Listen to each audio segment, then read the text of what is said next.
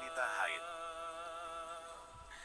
Kajian buat seseorang para wanita ketika masuk akhir balik atau puber. Sebagaimana Quran surat di bawah ini menjelaskan, masalah haid adalah suatu kotoran bulanan yang berupa darah kotor yang keluar pada kemaluannya. Akhir balik itu biasanya dari berumur 14 sampai hingga datang menopau. Seinilah kejadiannya sebagaimana Quran surat Al-Baqarah 2 ayat 222 yang artinya, mereka bertanya kepadamu tentang haid. Katakanlah, haid itu adalah suatu kotoran. Oleh sebab itu hendaklah kamu menjauhkan diri dari wanita di waktu haid, dan janganlah kamu mendekati mereka sebelum mereka suci. Apabila mereka telah suci, maka campurilah mereka itu di tempat yang diperintahkan Allah kepadamu. Sesungguhnya Allah menyukai orang-orang yang bertaubat dan menyukai orang-orang yang mensucikan diri. Ketika ada salah seorang bertanya kepada Nabi Muhammad SAW tentang firman di atas, namun penjelasannya hanya singkat, itu adalah barang yang kotor yang perlu disucikan saja, bukan untuk dijauhkan dalam keluarga, itu hanya lebih kurang di bawah 10 hari saja. Kalau menurut dalam kajian orang bodoh mencari Allah,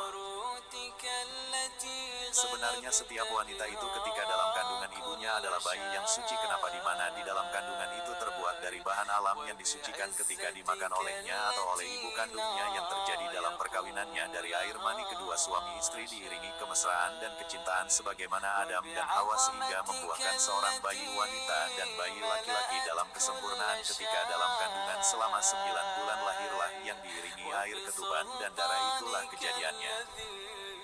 Di sini masih ada yang menjadi pertanyaan yang bodoh. Pertanyaan ini yang disampaikan kepada Allah Subhanahu wa Ta'ala, yaitu, ya Allah Subhanahu wa Ta'ala, bagaimana hamba ingin tahu penciptaan ini sehingga menjadi anak seorang keturunan dari hamba. Lalu Allah Subhanahu wa Ta'ala berfirman yang artinya, tidak mungkin.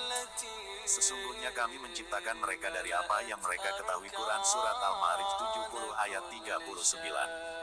Tentunya manusia itu tercipta dari air mani dari kedua insan yang dimuliakan Allah Subhanahu wa Ta'ala dengan bentuk sempurna yang dihiasi cahaya surga. Namun kenapa harus dijauhi? Ini suatu kejanggalan, tapi sebenarnya Allah Subhanahu wa Ta'ala itu mengingatkan jangan sampai terjadi digauli walaupun sudah syah menjadi istrinya. Tentunya kita sebagai manusia yang normal menjadi suatu pemikiran yang cerdas, dan ini adalah larangan Allah Subhanahu wa Ta'ala. Intinya jangan melanggar perintahnya walaupun sekali, atau ada lubang lain yaitu lubang kotoran, di mana hendaknya yakin kepada yang Maha Pencipta. Jangan coba-coba melanggar walaupun hanya sekali, itu larangannya Allah Subhanahu wa Ta'ala. Ingat, itu kotoran dubur dan darah haid itu ada virusnya yang bernyawa. Kalau ini dilakukan maka jangan menyesal kalau akan terjadi penyakit yang membahayakan seperti kanker. Kalaupun nantinya jadi jabang bayi maka akan bermasalah. Bisa-bisa anaknya pun sama membawa penyakit, bahkan perilakunya tidak sebagaimana anak biasa. Bisa jadi anak yang ganas dan pemarah perilakunya di kemudian harinya.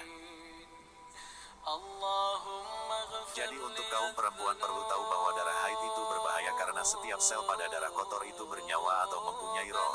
Untuk para pengantin baru atau pengantin lama itu biasanya kalau hamil biasanya mual-mual atau sedang ngidam, itu sebenarnya lagi dibersihkan rahimnya yang akan Allah Subhanahu wa Ta'ala meniupkan tulang sulbi 99 asma, makanya mual-mual hingga sampai muntah. Lalu keinginannya kadang permintaannya yang sulit, kadang buah yang diminta tidak musim, yang asam-asam seperti mangga, justru itu yang diminta untuk melunturkan tempat sang jabang agar bersih tempatnya. Jadi hendaknya paham bahwa Allah Subhanahu wa Ta'ala ketika akan menurunkan roh atau nyawa kepada seorang wanita itu hanya dengan ucapan kun fayakun. Itu sebenarnya sudah lengkap, tetapi cara prosesnya yang perlu diketahui, sehingga Allah Subhanahu wa Ta'ala menurunkan petunjuk melalui Al-Quran karena manusia itu mudah lalai dengan rasa kenikmatan dunia. Jadi perlu dihayati bahwa apa-apa yang dimakan itu bahan alami dan hewan yang dihalalkan oleh Allah Subhanahu wa Ta'ala untuk dimakan, dan makanan tersebut adalah bagian dari yang ditunjuk untuk dijadikan bahan jasad, di mana ketika akan berhubungan badan Allah Subhanahu wa Ta'ala meniupkan ilmu asma 99 nyawa atau roh ke janin ke dalam rahim yang telah dibersihkan melalui ngidam, maka menciptakannya berangsur-angsur sebagaimana firman Quran surat Al-Mu'min 23 ayat 12, ayat 13, ayat 14 dan berikutnya ayat 17.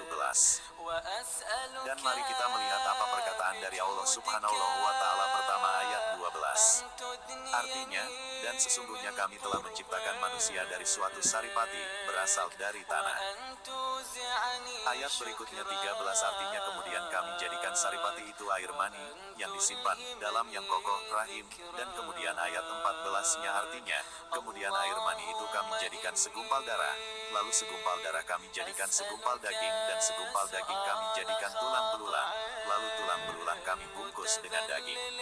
Kemudian kami jadikan dia makhluk berbentuk lain, maka Maha Sucilah Allah pecinta yang paling baik. Lalu Allah memberitahukan tentang kejadiannya maka memberikan petunjuk yang sesuai dengan kejadian makhluk yang bernyawa tersebut yaitu ayat Al-Mu'minun ke-17 artinya dan sesungguhnya kami telah menciptakan di atas kamu 7 buah jalan 7 buah langit dan kami tidaklah lengah terhadap ciptaan kami. Di mana ayat 17 itu adalah salah satu petunjuk dari Allah Subhanahu wa Ta'ala itu adalah umul kitab dari Al-Quran yaitu Al-Fatihah. Itulah yang dikatakan kun fayakun penciptaan yang ilmu paling sempurna dari 99 asma Allah, roh atau nyawa. Jadi jelas bahwa manusia itu perpaduan antara roh dengan alam semesta yang telah menjadi jasad adalah ilmu Allah Subhanahu wa Ta'ala, di mana jasad itu sendiri adalah tumbuhan serta hewan yang halal untuk dimakan maka tumbuh menjadi air mani hasil makanan yang diperintah oleh Allah Subhanahu wa Ta'ala.